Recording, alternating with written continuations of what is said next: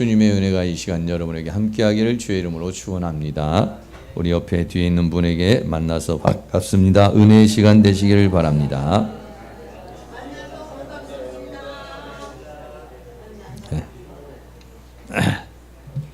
네, 오늘 말씀의 제목은 눈 감은 소경, 눈 뜬 소경, 이런 제목으로 말씀드리겠어요. 눈 감은 소경은 정말 육신적인 소경이 된 사람이고, 눈 뜬 소경은 눈은 뜨고 있지만은 영의 세계, 하나님의 세계를 보지 못하는 사람을 눈 뜬 소경이다, 이렇게 말하고 있어요. 여러분들은 소경이 아니라 밝히 그 하나님의 세계를 볼 수 있는 육적인 눈도 건강하시고 영적인 눈도 건강한 눈으로 보고 알고 믿고 살아가는 은혜가 있기를 주의 이름으로 축원합니다. 오늘 본문에 보면은 날 때부터 소경된 사람이 있습니다. 네, 날 때부터 소경됐다는데 요한복음 8장 1절 말씀에 예수께서 길 가실 때 날 때부터 소경된 사람을 보신지라 그렇게 말합니다.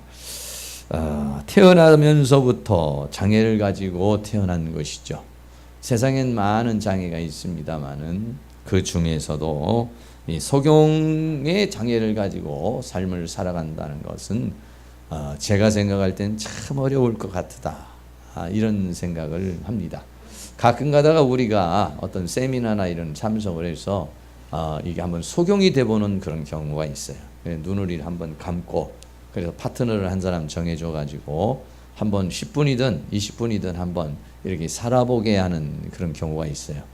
그래서 한번 그렇게 해본 적이 있는데 참 답답하더라고요. 뭐가 뭐 보이지도 않죠. 이게 참 어떻게 만져도 뭔지 잘 모르겠죠. 이 감각으로만 이렇게 행동을 하려니까 아주 참 어려운 그런 부분입니다. 그런데다가 지금은 좀 다르겠습니다만 당시의 소경이다. 당시의 소경이라면은 이 소경으로서는 먹고 살 일이 막막한 겁니다. 소경으로서 생계를 유지할 수 있는 길은 전혀 없었던 겁니다. 그래서 이 소경은 길거리에서 구걸을 하는, 다른 사람의 도움을 받고 구걸을 해서 자신의 인생을 그 생계를 연명해 나갈 수밖에 없는 그런 삶이에요. 그런 자녀를 볼 때 부모가 얼마나 마음이 아프겠습니까? 소경으로 태어난 그 자녀를 봤을 때 뭐 어떻게 부모로서 해줄 수 있는 게 없잖아요. 해줄 수 있는 약을 쓸 수도 없고 의학을 뭐 어떻게 힘을 빌릴 수도 없는 그런 상황이 됐을 때 참 괴로울 것이라고 생각을 해요. 어느 한 성도님이 아이를 낳았습니다. 아이를 낳아서 아이가 태어났는데 아이가 팔이 없이 태어난 거예요.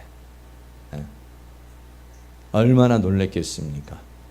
모두가 다 아이가 태어나면은 예쁘고 건강한 아이가 태어나기를 바라지 않겠어요? 근데 아이가 태어났는데 팔이 없는 거예요. 너무 놀란 거죠. 두 부부가 너무 놀래고 또 엄마가 울고 그랬어요. 그럼 어떻게 하겠습니까? 그렇다고 그 아이를 어떻게 할 수 있는 방법이 없으니까 그 아이를 눈물로 그 엄마가 이제 키우기 시작을 합니다. 이 아이를 갖다 데리고 밖으로 나가고 활동을 하려니까 인공팔을 이렇게 만들어 가지고 끼워서 이 아이를 이제 이렇게 키우는 거예요. 교회를 나옵니다. 교회를 나와도 이 아이를 누군가에게 맡길 수가 없어요. 요즘 아이가 오면 한번 안아보자 이렇게도 할 수 있잖아요. 근데 이 아이는 잘못 안으면은 또 안 되니까, 그리고 또 자유롭게 행동할 수도 없고 이런 아픔 속에 있습니다. 태어나면서 여러분 소경이 되고 태어나면서 그렇게 돼버리면은요, 참 그거를 누구에게 하소연할 수가 있겠어요? 누구에게 그 아픔을 호소할 수가 있겠습니까? 그런 것 우리가 생각을 할 때 소경으로 태어난 이 사람의 인생이 참으로 아픈 인생이다, 이렇게 우리가 볼 수 있죠. 그래서 마침 제자들이 같이 지나가고 있었습니다. 그래서 제자들이 이렇게 묻습니다. 소경으로 난 것이 누구의 죄입니까? 라고 그렇게 물었습니다.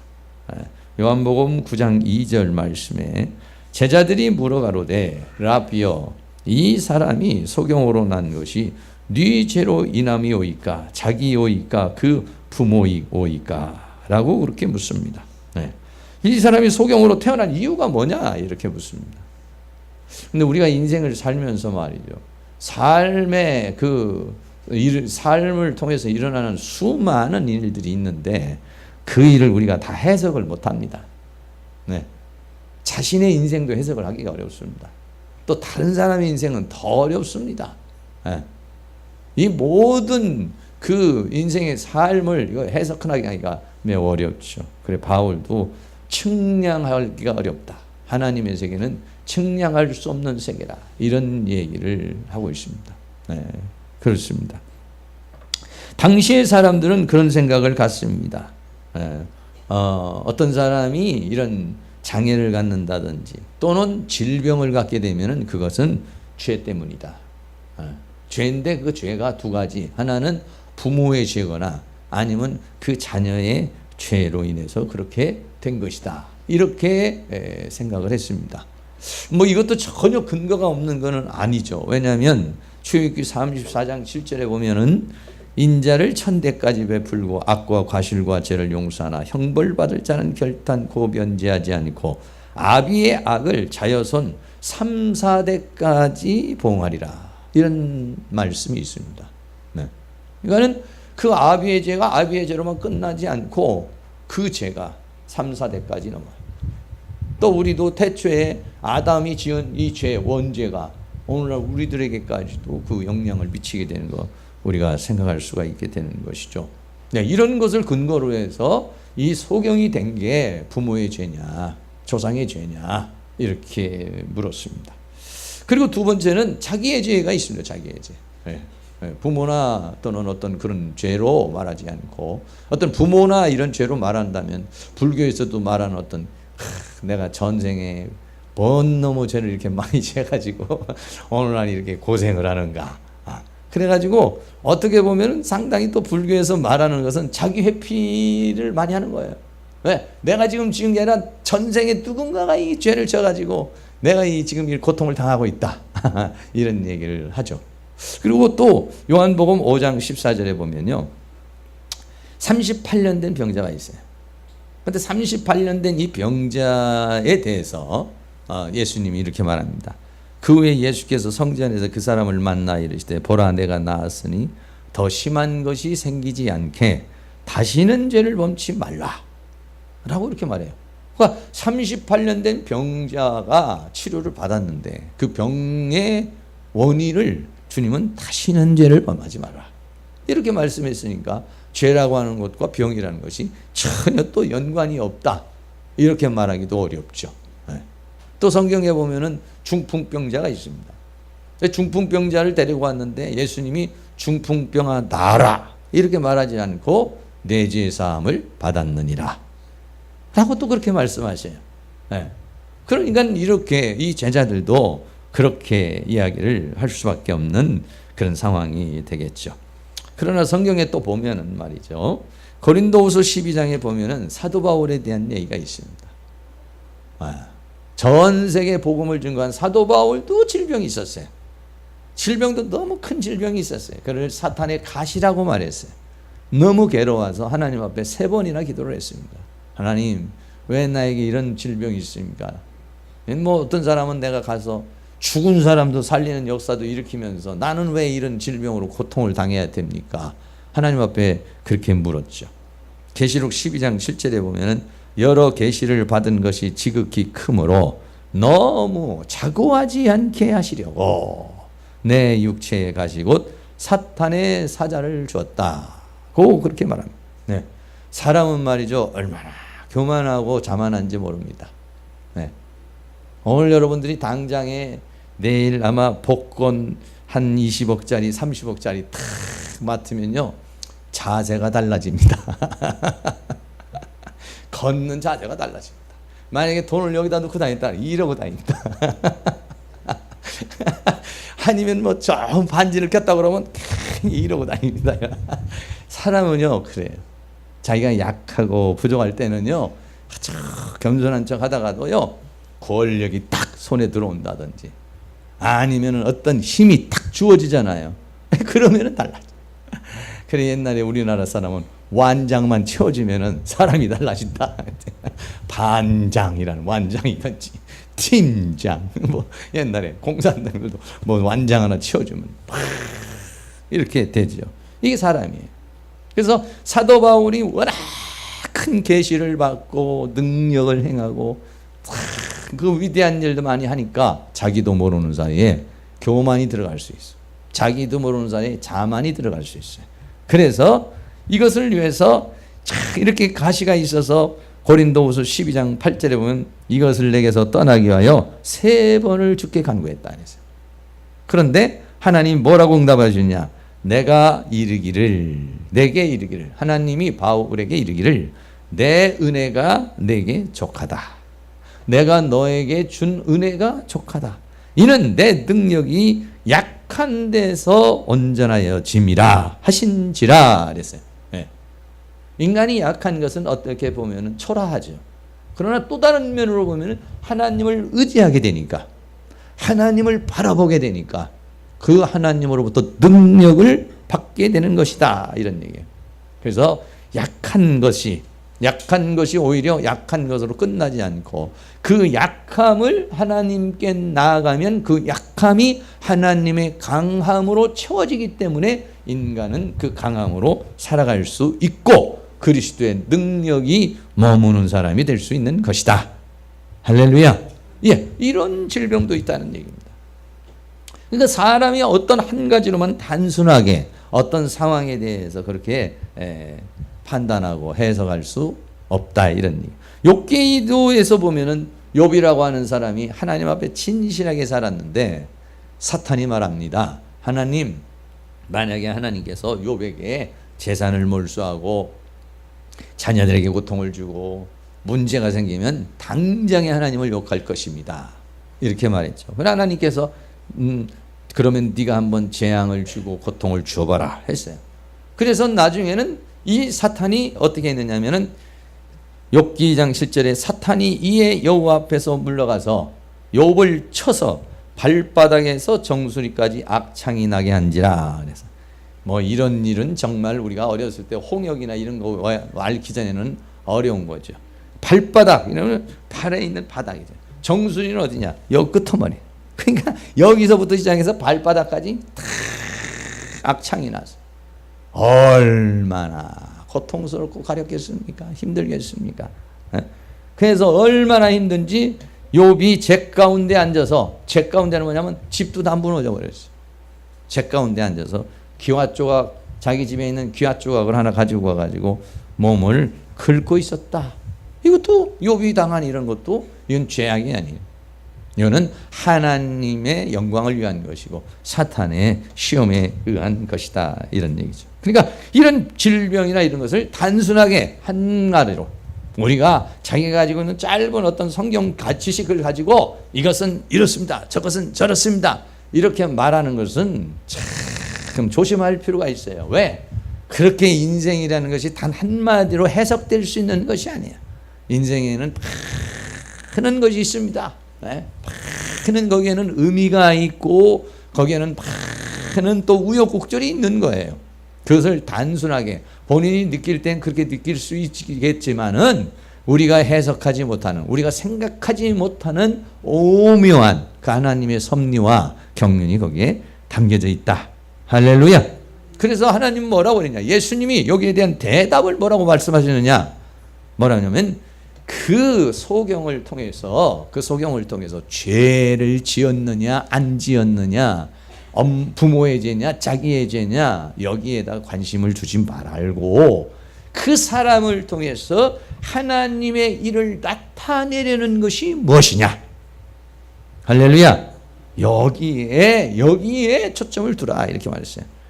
요한복음 9장 3절에 예수께서 대답하시되 이 사람이나 그 부모가 죄를 범한 것이 아니라 그에게서 하나님의 하시는 일을 나타내고자 하심이니라. 하고 그렇게 말합니다. 그러니까 하나님께서 그 사람을 통해서 무엇을 하시려고 그러는 것인가? 이 소경을 통해서 지금 그 소경 본인에게와 또는 그 시대와 사람들에게 주시는 메시지가 무엇이냐, 이런 메시지가 무엇이냐, 하나님의 뜻이 무엇이냐, 하나님의 원하심이 무엇이냐, 이거예요. 여기에다가 여러분 초점을 두시기를 축복합니다. 할렐루야. 우리는 살면서 수없는 일이 일어납니다. 질병의 문제도 일어납니다. 물질의 문제도 일어납니다. 또는 아니면 자녀들의 문제도 일어납니다. 여러 가지 많은 수없는 일들이 일어납니다. 근데 그 일어나는 일 가지고 네가 잘했다, 내가 잘했다, 부모의 죄다, 이 사람의 죄다, 이렇게 자꾸 평가하기보다는 이것을 통해서 하나님이 나에게 주시는 메시지가 뭐냐, 이것을 통해서 하나님이 우리에게 주려고 하는 나타내시는 뜻이 무엇이냐. 할렐루야. 네, 그렇습니다. 하나님의 음성은 우리가 때로는 이렇게 귀로도 들을 수도 있고 마음으로도 들을 수도 있고 꿈으로도 하나님의 마음 메시지를 들을 수 있지만, 또는 성경을 통해서 들을 수도 있지만은 뭘 통해서 하나님은 우리에게 말씀하시냐? 우리의 인생의 삶을 통해서 우리에게 말씀하시는 것입니다. 할렐루야. 나에게 어떠한 일이 일어났습니다. 나에게 질병의 문제가 일어났습니다. 또는 나에게 어떤 가지 돈 문제가 일어났습니다. 나에게 어떤 사건이 일어났습니다. 그럼 그 사건보다도 중요한 게 뭐냐면 그 사건을 통해서 나에게 지금 말씀하시는 하나님의 메시지가 무엇이냐, 나를 통해서 뭐를 하시려고 그러는 것이냐, 뭐를 깨닫게 하려고 그러는 것이냐, 뭐를 알게 하려고 그러는 것이냐, 이것이 우리에게 중요한 것인 줄로 믿습니다. 성경은 그래서 결혼식장에 가는 것보다는 장례식장에 가는 게 낫다. 왜? 장례식장에 갔다 오면서 우리는 뭘 생각합니까? 나도 인생 똑바로 살아야 되겠다, 제대로 살아야 되겠다, 이거를 우리에게 메시지로 주는 것이다, 이런 얘기죠. 우리의 인생의 모든 삶에 소경이 지나가면 아우 저건 죄인이야, 저건 아마 조상 대대로 무슨 부모의 죄를 지어가지고 아주 그냥 저주를 받아가지고 태어날 때부터 저렇게 그냥 소경이 됐어, 아이고 저런 사람은 상종도 하지도 말고 상대도 하지 말아야 돼, 이러한 판단과 정죄로 그 사람을 보지 말라는 얘기죠. 그거를 통해서 나에게 무슨 메시지를 주는 것이냐 이거예요. 그거를 통해서 나에게 무슨 메시지를 주는 것이냐 이거죠. 그거를 통해서 나에게 하나님의 일을 나타내려고 하는 것은 무엇이냐 하는 것을 우리들이 깨닫는 것, 그것이 우리에게 가장 중요한 그런 부분인 것입니다. 내가 겪는 문제, 내가 살면서 겪게 되는 수없는 모든 문제 속에는 하나님의 섭리와 경륜과 메시지가 담겨 있는 것이에요. 하나님의 뜻이 담겨져 있다, 이런 얘기예요. 하나님의 뜻이. 네. 중요한 것은 거기에서 하나님의 뜻을 발견하는 것이 대단히 우리에게는 중요한 그런 부분이다. 거기에다가 초점을 맞춰서 하나님 이것이 무슨 말씀이십니까? 하나님 이것이 무슨 뜻입니까? 하나님 이것을 통해서 나를 깨우치시려는 것이 무엇입니까? 여기에다가 우리가 초점을 두고 하나님 앞에 겸손하게 나아가는 것, 이게 뭐냐면 신앙인의 자세요. 그것이 뭐냐면 하나님의 우리에게 원하시는 것이다. 할렐루야. 그렇습니다. 소경을 통해서 그 당시에 주시려고 하는 것 중에 하나는 뭐냐면 영적인 소경들을 깨우치는, 다시 말하면 눈은 떴고 자기들은 잘 보고 있고 잘 알고 있고 그리고 빛의 세계에서 살고 있다라고 하는 그 당시에 있는 종교 지도자들에게 깨우침을 주기 위해서 이 소경의 눈을 뜨게 하는 겁니다. 요한복음 9장 39절에 보면 예수께서 가라사대 내가 심판하러 이 세상에 왔으니 보지 못하는 자들은 보게 하고 보는 자들은 소경되게 하려 함이라 하시니.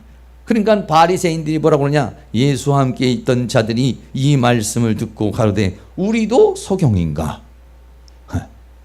이 바리새인들이 그 지금 소경이 눈뜬 문제를 가지고서 아주 참 쇼킹한 상황이 생기기 때문에 그거를 막 조사를 합니다.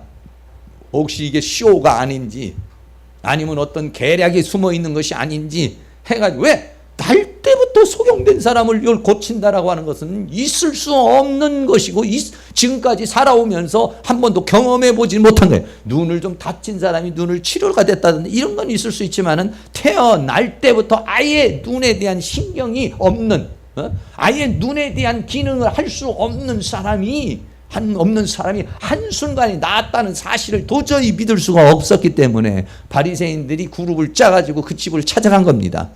집을 찾아가가지고 그 부모를 만나서 이 사람이 당신 아들이 맞느냐? 맞다.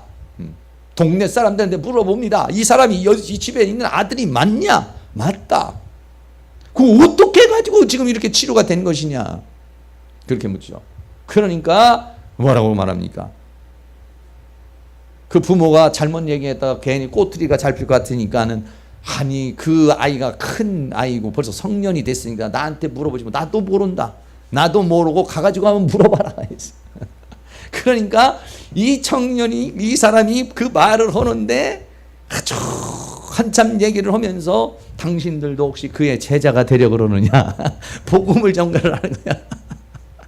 그러니까 이 바리새인들이 화가 이만큼 났어요. 분명히 예수는 자기들이 볼 때는 요한복음 7장에 보면 예수를 뭐라 했냐면은 귀신 들린 자라고 그래서 귀신 들린 자. 예수님이 귀신을 쫓아내니까 귀신이 들리지 않고서야 어떻게 귀신을 쫓아내냐. 이 예수는 귀신 중에서도 왕귀신이 붙은 자다. 그렇게 얘기해요. 그러니까 요한복음 6장 7장에서는 예수님은 바리새인들에게 너희들은 원수 마귀의 아비에게서 났다 이러고, 또 바리새인들은 무슨 소리냐, 네가야말로 귀신의 왕이다. 이렇게 서로 귀신이라고 그래요. 서로 예수님. 그러니까 예수님을 완전히 그렇게 말하는 것이지. 그러니까 이 사람들이 다 알아봤는데 사실이거든요. 그러니까 예수님 말씀 쭉 하니까 이 요한복음 9장 40절 좀 와가지고는 우리도 소경인가? 예, 이거 깨우치려고. 이거 우리가 뭔가 잘못 보고 있고 있는 거 아니야? 우리 뭔가 잘못 생각하고 있는 거 아니냐? 이거 깨우치려고 주님이 지금 소경을 지금 치료하시는 그런 것입니다. 그러면서 예수님이 말하기를 요한복음 9장 41절에 예수께서 가라 너희가 소경되었다면 죄가 없으려니와 본다고 하니 너희 죄가 그저 있느니라 그랬어요. 이 사람들은 다 본다는 거예요. 다 알고 있다는 거예요. 그런데 어땠습니까? 그 사람들이 믿고 있는 것은 하나님이라고 자기네들은 철떡같이 믿고 있는데 사실은 자기가 믿는 것이 하나님이 아니라 마귀였다는 거예요. 여러분, 저는요 이 요한복음 6장, 7장, 8장을 보면서 이야, 어쩌면 속아도 이렇게 깜짝같이 속을 수가 있는가. 예수님을 향해서 자기네들이 판단으로 볼 때는 예수님이 귀신 들린 자예요. 근데 예수님은 그들에게 대해서 너희는 원수 마귀 아비에게서 났느니라 이렇게 또 말하는 거예요. 그러니까는 이게 둘 중에 하나는 문제가 있는 거 아니겠어요? 이 사람들은 전부 다 자기는 본다고 하니, 그러니까 자기는 진리의 길에 서 있고 하나님의 생명의 길에 서 있고 하나님의 은혜를 따라서 살고 있는 사람. 본다는 얘기는 뭐냐면 자기네들은 다 알고 믿고 이렇게 바르게 살고 있다 이런 얘기예요. 근데 실상은 그들은 마귀의 지배 아래 살고 있다는 거예요. 얼마나 철저하게 이 마귀는요 속임수를 써서 자기가 하나님으로 둔갑을 해서 사람을 지배하고 있다는 사실. 이런 걸 볼 때는 정말 깜짝 놀랄 만한 그런 정말 자신을 뒤돌아보는 그런 계기가 되는 것입니다. 두 번째는 요한복음 9장 5절에 내가 세상에 있는 동안은 세상의 빛이다. 예수님이 지금 소경을 치료하시면서 하시려는 것은 바로 바리새인들에게 너희들이야말로 눈뜬 소경이야. 너희들은 제대로 보고 있지 못해. 영적인 장님이야. 소경이야. 못 보고 있어. 이걸 깨우치려는 것이고, 또 하나는 뭐냐면은 예수님이 이 땅에 오신 것은 이 소경된 사람, 요 사람 한 사람 치료하려고 그러는 것이 아니라 지금 현재 소경된 모든 영적인 소경으로 된 사람들의 눈을 뜨게 해서 하나님의 세계를 보게 하고 영의 세계를 보게 하기 위해서 빛으로 세상에 오신 것이다. 할렐루야. 그거를 나타내 주시기 위해서 하신 것이다 이런 얘기입니다. 여러분, 우리가 언제 눈을 떴습니까? 언제 우리가 영의 세계를 보게 됐나요? 그는 요한복음 3장 3절에서 말한 대로입니다. 요한복음 3장 3절에 뭐라고 합니까? 예수께서 대답하여 가로되 진실로 진실로 내게 노니 사람이 거듭나지 아니하면 하나님 나라를 볼 수 없느니라. 다시 말하면 거듭날 때 하나님 나라를 보게 되는 겁니다. 거듭난다는 건 뭡니까? 하나님의 성령, 생명의 성령이 내 안에 들어와서 내 안에 죽어있는 내 영을 살려서 이 영이 깨어남으로 말미암아서 이 영이 영의 세계를 보는 것입니다. 하나님의 세계를 보는 것입니다. 이것이 뭐냐면 우리의 영적인 눈이 띄어지는 날입니다.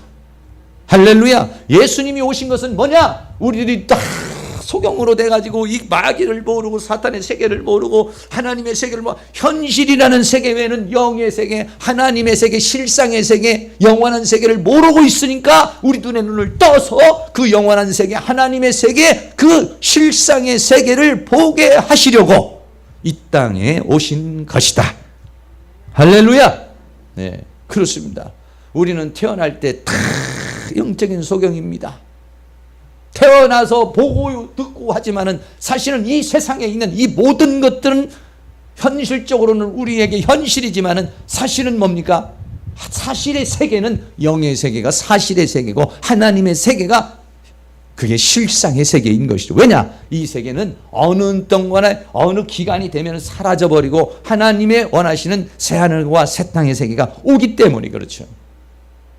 근데 영이 눈이 뜨기 전에는 영이 죽어있는 상황에서는 영의 세계가 보일 수가 없는 거예요. 영의 세계를 느낄 수가 없는 거예요. 영의 세계를 알 수가 없는 거예요. 그런데 성령이 오셔서 우리의 영을 살림으로 우리가 그 영의 세계를 보게 된 줄로 믿습니다. 그 눈이 더 열려질 수 있기를 주의 이름으로 축원합니다. 할렐루야. 예수님은 이 땅에 오셔서 우리의 영의 눈을 뜨게 하실 뿐만 아니라 육신의 눈도 떠서 육신의 눈을 치료해 주시죠. 그 실로암에 가서 물을 씻게 해서 육신의 눈을 뜨게 하시고 영의 눈을 뜨게 하시기 위해서 그리고 지금 눈은 뜨고 있으면서 본다고 하는 사람들에게 자기 자신들이 보지 못하고 있다는 것을 보여주기 위해서 그 소경이 있는 거예요 지금. 그러니까 우리의 모든 삶 속에서는 전부 다 어떤 의미와 뜻을 가지고 있다는 것입니다. 여러분들이 그런 의미에서 볼 수 있기를 축복합니다. 그래서 칼빈은 그런 얘기 있어요. 두 사람이 지키를 가면은 한 사람은 나의 선생이라고 그랬습니다. 왜냐하면 둘이 가다가 보면은 그 사람이 나한테 말해주는 그런 모든 얘기들이 다 우리에게 유익이 되고, 그 사람을 통해서 저 사람을 통 우리는 뭐냐면 저 사람을 통 저 사람이 잘났다 못났다 이렇다 저렇다 이런 것들 우리 여러분들이 너무 정죄하고 비평하고 판단하는 것으로 보지 말고 하나님이 저 사람을 통해서 일하시는 것이 무엇인가? 하나님이 저 사람을 통해서 나에게 깨우쳐 주시는 것이 무엇인가? 잘한 것은 여러분이 더 잘하시고 잘못하는 게 있으면 나는 저렇게 하지 말아야지. 하나님께서 하시는 일이 무엇인가를 보는 게 더 중요하다 이런 얘기예요. 그것뿐만 아니라요. 네 번째 가서는 뭐냐면 우리가 하나님의 일을 하는데 무슨 얘기냐? 요한복음 9장 4절에 보면 때가 아직 낮침에 나를 보내신 이의 일을 우리가 하여야 하리라. 밤이 오리니 그때는 아무도 일할 수 없느니라. 그래서 다시 말하면 소경을 통해서 하나님이 하시는 일을 하시려는 일이 무엇인가를 우리가 보는 게 중요하고 더 나아가서는 나를 통해서 하나님이 하시려는 일은 뭐냐 이거예요. 나를 통해서 예수님은 때가 아침에 나를 보내신 이의 일을 우리가 하여야 하리라. 나를 보내신 이. 그러니까 예수님이 이 땅에 오신 이유가 있잖아요. 무엇을 뜻입니까? 우리 인류를 구원하기 위하여 십자가에 못 박혀 죽으시기 위해서 이 땅에 오셨어요. 그러면 여러분은 이 땅에 왜 오셨습니까? 좀 물어봐 주세요. 옆에 있는 분에 왜 오셨냐고. 왜 오셨습니까? 어떻게 오셨습니까?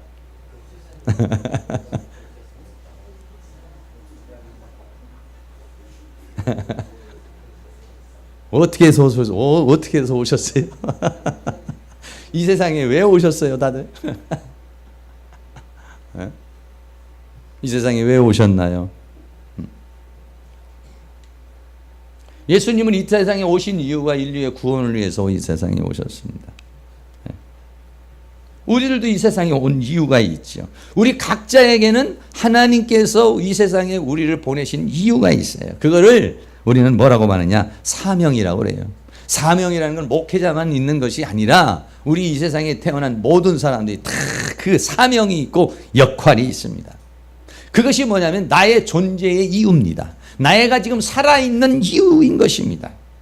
내가 지금 살아있는 이유를 어디서 찾느냐면 나를 보내신 하나님에게서 찾아야 되는 것입니다. 하나님이 나를 왜 보내셨는가? 하나님이 이 교회에 왜 나를 보내셨는가? 하나님이 나를 보내신 이유가 무엇인가? 이거를 우리가 알아야 되는 거죠. 그게 뭐냐면 사명입니다. 사명. 그래서 거기에다 우리는 목표를 두어야 됩니다. 나를 보내신 하나님의 의미가 무엇이고 뜻이 무엇인가 거기에다가 목표를 둬야지 다른 데다가 목표를 두면은 이게 방황을 하게 되어 있습니다. 그래서 바울은 거기에 대해서 분명한 목표를 가졌죠. 빌립보 3장 3절에 형제들아 나는 아직 내가 잡은 줄로 여기지 아니하고 오직 한 일 즉 뒤에 있는 것은 잊어버리고 앞에 있는 것을 잡으려고 표대를 향하여 그리스도 예수 안에서 하나님이 위에서 부르신 부름의 상을 위하여 쫓아가노라 그랬어요. 부름의 상이라는 것이 뭐냐면 하나님이 이 세상에 나를 보내시고 그리고 나를 보내셔서 나를 통해서 하시려고 하는 그 일, 이게 뭐냐면 부름의 상. 이 부름의 상이 뭐가 됐느냐? 자신의 인생의 표대, 목표가 되었다. 할렐루야.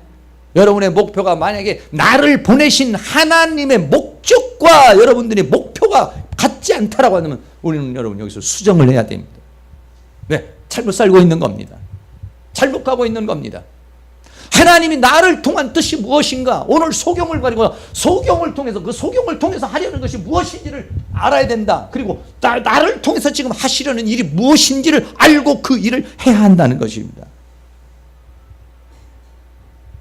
바울은 갈라디아서 2장 8절에 또 이렇게 말했어요. 베드로에게 역사해서 그를 할례자의 사도로 삼으시니가 또한 내게 역사하사 나를 이방인에게 사도로 삼으셨느니라. 부름의 상이 뭐냐? 사도 바울은 자기 자신은 이방인을 구원하기 위해서 이방인에게 복음을 전파하는 그런 사도로 자기는 부름을 받았고, 베드로는 유대인들, 할례를 받은 유대인들을 위해서 그렇게 복음을 증거하는 사람으로 부름을 받았다. 좀 더 확실하게, 좀 더 구체적으로 자기의 사명, 이거에 대해서 알고 있었던 거죠. 그래서 바울은 또 이렇게 말했습니다. 사도행전 20장 24절에 나의 달려갈 길과 주 예수께 받은 사명 곧 하나님의 은혜의 복음 증거하는 일을 마치려 하면은 나의 생명을 조금도 귀한 것으로 여기지 않는다. 어디에다 가치를 더 두느냐니까. 내가 지금 현재 이 세상에서 먹고 살고 있고 하는 여기다 더 가치를 둘 것이냐, 아니면은 나를 부르신 부름의 상, 하나님이 나를 이 땅에 보내셔서 나를 통해서 하시고자 하는 일, 거기에다가 목적을 둘 것이냐, 이런 얘기죠. 여러분 어디다가 목적을 두고 지금 살아가고 계십니까? 바울은 자기 달려갈 길, 즉 예수께 받은 이 사명을 위해서는 목숨까지도 조금도 귀한 것으로 여기지 않는다. 다시 말하면 그만큼 가치성을 두었다는 겁니다. 자기를 향한 하나님의 뜻에 대해서, 그 목표에 대해서 나머지 부분들은 그냥 그것들은 지나갈 수 있다, 이런 얘기입니다. 왜? 그 목표가 더 중요한 것이기 때문에. 오늘 소경을 통해서 하시려는 하나님의 일이 있고 우리를 통해서 하시려는 하나님의 일이 있습니다. 네. 그래서 에베소서 5장 15절 말씀에 그런즉 너희가 어떻게 행할 것을 자세히 주의하여 지혜 없는 자같이 말고 오직 지혜 있는 자같이 하여 세월을 아끼라. 때가 가요. 세월을 아낀다는 건 뭐겠습니까? 하나님이 나를 보내신 때가 있다는 거죠. 이게 언제나 계속적으로 우리에게 주어지는 것은 아닙니다. 네, 언제면 없어집니까? 밤이 되면은 없어져 버립니다. 네. 요한복음 9장 4절에 때가 아직 낮침에 나를 보내신 이의 일을 우리가 해야 하리라. 그러나 밤이 오리니 그랬어요. 우리가 지금 낮이지만은 이제 좀 지나면은 밤이 오지 않습니까? 네. 밤과 낮이라는 거죠. 우리가 낮은 뭐냐? 일할 수 있는 때라는 것이죠. 뭔가를 할 수 있는 때입니다, 우리가. 그 예수님이 일을 할 때는 뭡니까? 3년 반이에요, 3년 반. 예수님에게 주어진 시간은, 공생의 시간은 뭐냐? 3년 반이라는 시간만 주어진 거예요. 여러분 10년, 100년, 1000년 한다고 잘하는 건 아닙니다. 1년이든 하루든 예수님이 그 공생의, 실제적인 공생의 기간은요 3년 반이에요. 3년 반 만에 모든 인생의 목적을 다 끝내버리고 만 거예요. 네. 나머지 처음 시간은 전부 다 준비 시간이고요. 네. 3년 반 동안, 30세에서 3년 반 동안 예수님은 그 일을 마치신 거예요. 밤이 오리니, 여기 밤이라고 하는 것은 내 생명이 다하는 순간, 이렇게 말할 수도 있고, 또 사탄의 때가 있습니다. 하나님이 우리에게 은혜를 부어주고 일할 수 있는 힘도 주시고 능력도 주시고 돈도 주시고 환경도 주시고 여건도 주시지만은, 그러나 그것이 우리에게 계속적으로 주어지는 거 아니야. 밤이 오리니, 밤이 옵니다. 한순간에 우리에게 밤이 옵니다. 밤이 오는 그때는 아무도 일할 수 없느니라. 일하고 싶어도 병 걸리면 못하는 겁니다. 일하고 싶어도 생명이 다하면 못하는 것입니다. 일하고 싶어도 어떤 환경에 딱 묶이면 그 일을 할 수 없는 것이에요. 그러니까는 하나님이 나를 통해서 일하시려는 것이 무엇인가? 예수님 말하면 나를 보내신 이의 일을 우리가 하여야 하리라. 네.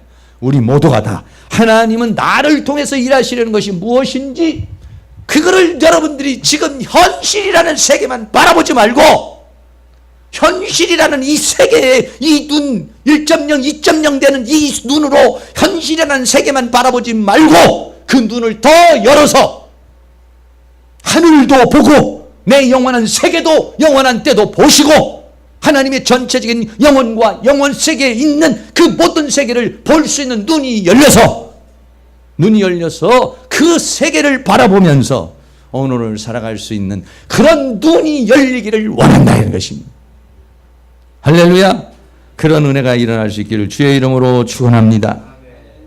예수님께서 소경을 그렇게 말씀하시고 소경을 치유하십니다. 요한복음 9장 6절에 보면 이 말씀을 하시고 땅에 침을 뱉어 진흙을 이겨 그의 눈에 바르셨다. 참 희한한 방법을 쓰셨죠. 눈이 오니까 침을 뱉어서 그 진흙을 이겨가지고 눈에다가 이렇게 발라가지고, 네. 그 다음에는 어떻게 했습니까? 실로암에 가가지고 못에 가서 씻으라. 실로암은 번역하면 보냄을 받았다는 뜻이라. 이에 가서 씻고 밝은 눈으로 왔더라. 그래서 참 여러 가지 많은 방법이 있을 텐데 왜 하나님은 그런 방법을 쓰셨을까? 왜 눈을 씻어야 되는가? 우리는 그냥 눈을 이렇게 뜨게 하시는 것이 아니라 눈을 씻어 그 실로암이라는 무대에 씻어라. 요한복음은 물이 흐른다고 그랬어요. 물이. 요한복음 3장에서도 물과 성령으로 거듭나지 않으면, 요한복음 2장에서는 그 항아리에 담겨진 물, 이 물은 말씀이, 이 생명을 우리에게 말해 주는 것이죠. 물로 씻어라. 물 이걸 갖다가 씻어야 그 세계가 보여지는 거야. 씻어야.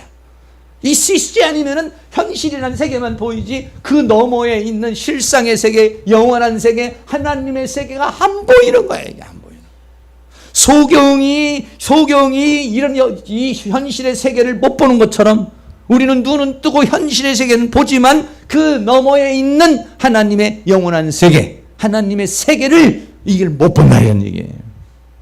그러니까 우리가 거듭나면 보는 건데, 거듭나서 성령 충만하고 은혜 충만하면 보여 이게요. 근데 여러분 이것은 그냥 봐면 안 돼요. 이 육신의 눈은 이렇게 보고서 이렇게 보면 다 안 보려고 해도 눈 뜨면 다 보여. 그러나 영의 세계는 집중을 하지 않으면 안 보입니다. 영의 세계는 내가 하나님 앞에 영이 집중을 하지 않으면, 영이 집중하지 않으면 느껴지지 않습니다. 하나님 느껴지지 않습니다. 집중하지 않으면 하나님 세계 보이지도 않습니다. 집중하지 않으면 하나님이 실제적으로 느낌이 오질 않아요. 그러나 어떻습니까? 영을 가진 있기 때문에 기도를 하는 건 뭐냐면 집중하는 겁니다. 하나님을 향해서 집중을 하면은 하나님께서 우리에게 역사를 하십니다. 할렐루야. 느껴집니다. 뭔가가 느껴집니다. 그래 기도하고 나면은 뭔가 믿음이 자라는 것은 뭐냐면, 기도를 하면은 내가 영이 팍 살다가 보면은 뭔가 하나님이 느껴지는 겁니다. 뭔가 감각이 살아나는 겁니다. 예배를 드리다가 보면은 뭔가 내 영이 가동을 하면서, 그렇지, 믿음이 생기고 하나님의 세계가 믿어지고 하나님의 세계가 느껴지고 하나님의 세계가 우리에게 감동으로 다가오는 것이죠. 이렇게 하지 않으면 하나님의 세계는 금방 이렇게 보이지를 않는 거예요. 이게 이 영원한 세계를 여러분들이 늘 볼 수 있기를 주의 이름으로 축원합니다. 마지막으로 사도행전 9장 8절에 보면은 사울이라는 사람이 있어요. 바울이라는 사람이 예수님을 처음 만날 때입니다. 갑자기 위에서 다메섹에서 빛이 내려오니까 사울이 말에서 떨어졌습니다. 사울이 땅에서 일어났지만 눈은 떴으나 아무것도 보지 못하는 그런 사람이 다메섹으로 끌려 들어갔습니다. 그래서 이 사람이 사흘 동안에 먹지를 못하고 식음을 전폐합니다. 근데 여기에서 특징이 뭐냐면 바울의 눈이 멀었다는 거예요. 눈이 감겼다. 눈은 떴으나 보이지 않아. 눈이 떴지만 보이지 않나요? 이게 시신경이 죽었거나 그 세계를 보지 못하도록 하나님 눈을 막아버린 것이죠. 3일 동안에 아무것도 보이지 않는 깜깜한 흑암의 세계 속에서 이 사울이라는 사람이 얼마나 통곡을 하면서 기도를 했겠고, 아니면은 거기에서 그런 3일이라는 시간을 보냈겠습니까? 식음을 전폐하고 지냈습니다. 하나님이 3일이 되고 나서 아나니아라는 사람을 보냅니다. 아나니아라는 사람이 가서 사울에게 안수를 합니다. 사울아, 죽은 내가 오는 길에서 나타나시는 예수께서 나를 보내어 너로 다시 보게 하시고 성령으로 충만케 하신다. 여기서 다시 보게 하는, 이 다시 보게 하는 것은 조금 전에 가졌던 그 눈으로 다시 시력이 회복되는 그런 다시 보게 하는 게 아니에요. 이거는 전혀 새로운 세계를 보게 되는, 할렐루야, 전혀 새로운 관점에서, 새로운 생각에서, 새로운 어떤 사고방식 속에서 보는 세계의 눈을 열어. 왜? 성령으로 충만케 하신다 그랬어요. 성령이 충만한 상태에서 보는 것하고 성령이 충만하지 못한 상황에서 보는 것하고는 완전히 다른 것입니다. 사도행전 9장 18절에 즉시 사울의 눈에서 비늘 같은 것이 벗겨져 버렸다 그랬어요. 네. 여러분들이 이 비늘 같은 것이 확 벗겨지기를 축복합니다. 할렐루야. 이 현실의 세계만 보는 것이 아니라 현실 너머에 있는 하나님의 세계, 생명의 세계, 영원한 세계. 하나님이 이런 뜻이 있어서 이런 일을 하고 계시는구나. 여기에 초점을 두고 그거를 볼 수 있는 눈이 열릴 수 있기를 주의 이름으로 축원합니다. 지금 당면한 나의 어떤 문제만 가지고 이것 좀 해결해 주세요, 이것만 붙들고 있는 것이 아니라 이것을 통해서 나에게 말씀하시는 메시지를 듣는 게 눈이 떠지는 것입니다. 이게요. 할렐루야. 그걸 보라는 겁니다. 소경을 보지 말고 소경이 무슨 죄를 지었나, 왜 저렇게 됐나, 여기를 보지 말고 그 소경을 통해서 일하시는 하나님의 역사, 나를 통해서 하나님이 역사하시는 역사, 내 가정을 통해서 역사하시는 하나님의 역사, 내 인생을 통해서 하나님이 나에게 무엇을 지금 하시려고 그러고 계시는가, 나를 통해서 무엇을 말씀하고 계시고 나를 통해서 무엇을 하시려고 그러는가, 여기에 초점을 맞춰주기를 원하는 것이다, 이런 얘기예요. 할렐루야. 거기에 초점을 맞춰서 주님과 동행하는 그런 은혜가 일어날 수 있기를 주의 이름으로 축원합니다. 바울이 이것이 싹 비닐이 벗겨지고 나니까 하나님의 세계가 보이지요. 그러니까 나가서 즉시로 회당에서, 왜? 영의 세계가 보여집니다. 느껴집니다. 예수가 구원자라는 게 느껴집니다. 하나님의 세계가 막 감동이 옵니다. 느껴집니다. 충만해집니다. 그러니까는 예수의 하나님이심을 전파하라 했습니다. 할렐루야. 네. 어떤 한 사건에 묶이는 것이 아니라 사건 배후에서 이 전 우주, 전 영혼과 영혼 세계에서 움직이시고 그 역사를 이루어 가시는, 그리고 나를 통해서 이루고자 하는 그 더 큰 하나님의 역사의 현장 경륜을 볼 수 있는 눈이 확 열려서 여기에 어떤 현실에 집착하는 것이 아니라 그 하나님의 큰 경륜에 함께 동행하는, 함께 일하시는 그런 역사 있기를 축복합니다. 결론입니다. 날 때부터 소경된 자를 통해서 하나님은 우리에게 많은 메시지를 하고 있습니다. 수많은 메시지를 전문 던져주고 있는 것입니다. 소경으로 난 것이 누구의 죄냐, 그것이 문제가 아니란 얘기. 그것이 연관도 될 수 있고 여러 가지 문제가 있지만 그거나 그거보다도 거기를 통해서 일하시는 하나님의 역사가 무엇이고, 그리고 또 그거를 통해서 나를 통하는 하나님의 역사는 무엇인가, 여기에서 우리는 눈이 떠져서 그 세계를 보면서 가는 그런 사람이 되기를 원하고 있습니다. 눈 뜬 소경이 아니라 육적인 눈도 뜨시고 영적인 눈도 뜨셔서 이 두 세계를 다 보면서 주님과 함께 동행하는 그러한 은혜의 역사가 이번 한 주간도 일어날 수 있기를 주의 이름으로 축원합니다. 찬송가 같이 한 장 드리겠습니다. 어두워진 세상 길을 주님 없이 걸어가다 나의 영혼 어두워졌네, 찬양하고 기도 한번 하겠습니다.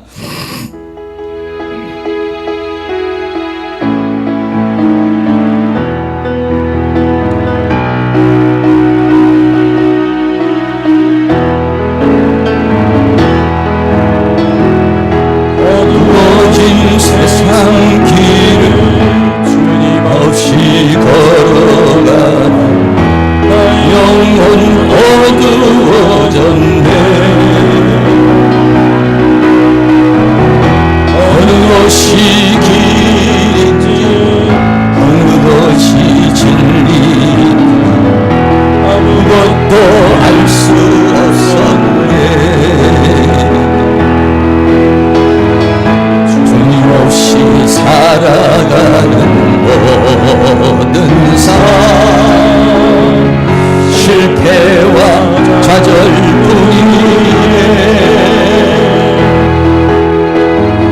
사랑하는 나의 내 영혼 눈을 뜨게 하소서. 열려라 해마다 열려라 눈을 뜨게 하소서. 죄악으로 어두워진 나의 영혼 나의 눈을 뜨게 하소서. 아무것도 알 수 없고 아무것도 볼 수 없고 아무것도 들을 수 없네. 세상에서 방황하며 이리저리 헤매이다 사랑하는 주님 만났네. 어떤 나의 눈이 열리고 막혔던 귀가 열리네. 답답했던 나의 마음 열리고 나의 영혼 열리네. 열려라 열려라 너를 뜨게 하소서. 죄악으로 어두워진 나의 영혼 나의 눈을 뜨게 하소서. 열려라 해바다 열려라 해바다 열려라 너를 뜨게 하소서. 죄악으로 어두워진 나의 영혼 나의 눈을 뜨게 한 번 더 한다. 열려라 해바다 열려라 해바다 열려라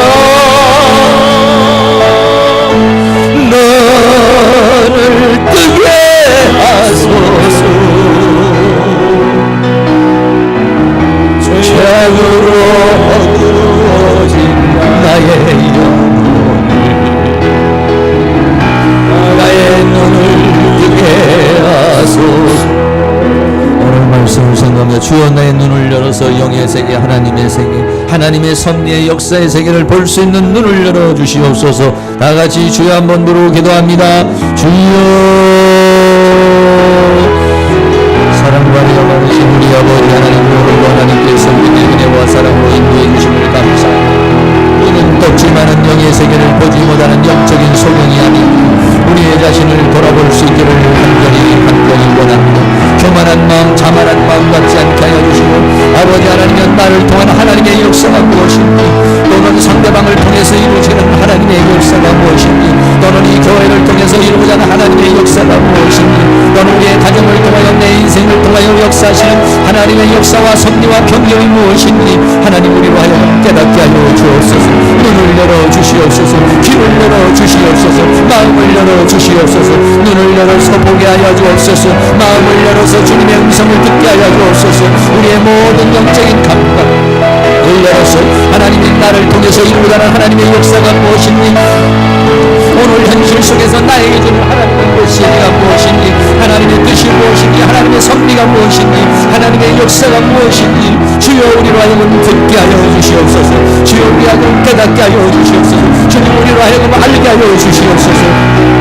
교만한 마음과 자만한 마음은 내려놓게 하여 주시옵소서. 주님 내가 주님 앞에 있사오니 주여 나에게 말씀하여 주시옵소서. 주님 내가 주님의 무릎 앞에 무릎을 꿇어 꿇었사오니 주님 앞에 무릎을 꿇었사오니 주님 나에게 말씀하여 주옵소서.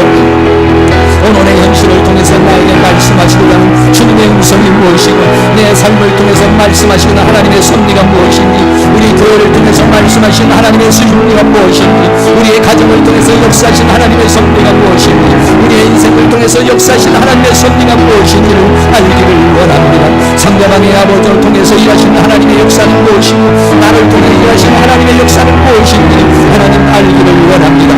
그리고 우리는 그것을 깨닫고 그 하나님의 말씀에 맞추어서 주님과 동행하는 그런 삶을 살아갈 수 있도록 우리 하나님께서 주신 은혜와 사랑으로 인도하여 주시고 붙들어 주시기를 원합니다.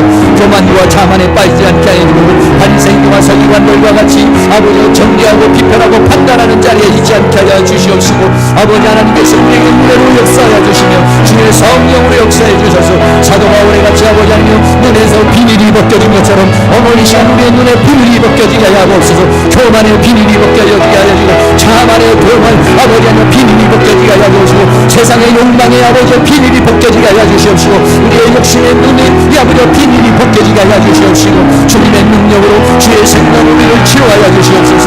우리의 눈을 뜨게 하여 주옵소서. 우리의 눈을 씻어 주시옵소서. 우리의 눈을 밝혀 주시옵소서. 우리의 눈을 뜨게 하여 주옵소서. 우리의 눈을 열어 주시옵소서. 우리의 눈을 열어 주시옵소서.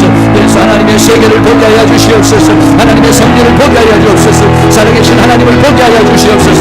살아계신 하나님을 느끼게 하여 주옵소서. 살아계신 하나님을 알게 하여 주시옵소서. 하나님의 성령을 깨닫게 하여 주시며 그 진리와 생명 가운데 살아가는 저희의 삶을 인도해 주시며 성령의 손길로 우리를 인도해 주시며 주의 권능의 손길로 역사해 주시며 주의 은혜의 손길로 우리를 주장해 주시고 붙들어 주시기를 원합니다. 소경이 되어 살고 있지 않는지 아버지 하나님과 눈뜬 소경이 아닌지 주여 우리의 눈을 열어주시옵소서. 눈을 열어주시옵소서. 눈을 열어서 하나님의 세계를 보게 하여 주옵소서. 영의 세계를 보게 하여 주옵소서. 생명의 세계를 보게 하여 주옵소서. 진리의 세계를 보게 하여 주옵소서. 하나님의 섭리의 세계를 보게 하여 주옵소서. 하나님의 사랑의 섭리를 느끼게 하여 주옵소서. 하나님의 은혜의 섭리를 느끼게 하여 주시옵소서. 성령님 성령님 성령님 성령님 성령님 성령님 성령으로 임하셔서 주의 능력으로 임하셔서 주의 권능으로 임하셔서 우리의 문을 열어주시고 우리의 귀를 열어주시고 우리의 입술을 열어주시고 우리의 영의 모든 것들을 열어서 살아계신 하나님을 체험하고 경험하고 느끼고 감당할 수 있도록 여러분들의 긴 능력의 손길로 우리를 인도해 주시고 붙들어 주시고 함께해 주시기를 간절히 원합니다. 성령님 도우시고 인도해 주시옵소서. 사랑과 은혜가 많으신 아버지 하나님, 우리는 무엇을 보고 있습니까? 오늘의 현실에 이 육적인 세계만을 보고 있습니까? 아니면 그 세계의 뒷면에 있는 하나님의 발자취를, 하나님의 숨결을, 하나님의 역사를 보고 있습니까? 현실만 보면은 때로는 절망이고, 현실만 보면은 막막할 수도 있고, 현실만 봐서는 답이 안 나올 때가 있습니다. 그러나 우리의 배후에서 역사하시고 사건 뒤에서 그 문제 뒤에서 역사하시는 하나님의 사랑의 손길을 보기를 원합니다. 하나님의 섭리와 경륜을 보기를 원합니다. 나를 향한 하나님의 메시지를 듣기를 원합니다. 그리고 우리는 그 메시지를 받고 그 느낌을 받고 성령의 감화와 감동을 받고 주님의 뜻에 우리의 뜻을 맞춰서 함께 살아갈 수 있는 저희들의 삶이 되도록 도와주시옵소서. 우리의 눈을 열어 주시옵소서. 하나님의 세계를 보게 하시고 영의 세계를 보게 하여 주시옵소서. 우리의 귀를 열어 주시옵소서. 하나님의 음성을 듣게 하여 주시옵시고 하나님의 말씀을 깨닫게 하여 주시옵시고 우리의 영적인 모든 감각을 열어서 하나님의 원하시고 바라시는 뜻이 무엇인지를 알고 주님과 동행하는 복된 삶의 역사가 있도록 은혜를 베풀어 주시옵소서. 예수 그리스도의 이름으로 기도하옵나이다. 아멘. 우리 다 같이 자리에 일어나서 빛의 사자들이여 어서 가서 뜸있게 뜨겁게 찬양하겠습니다.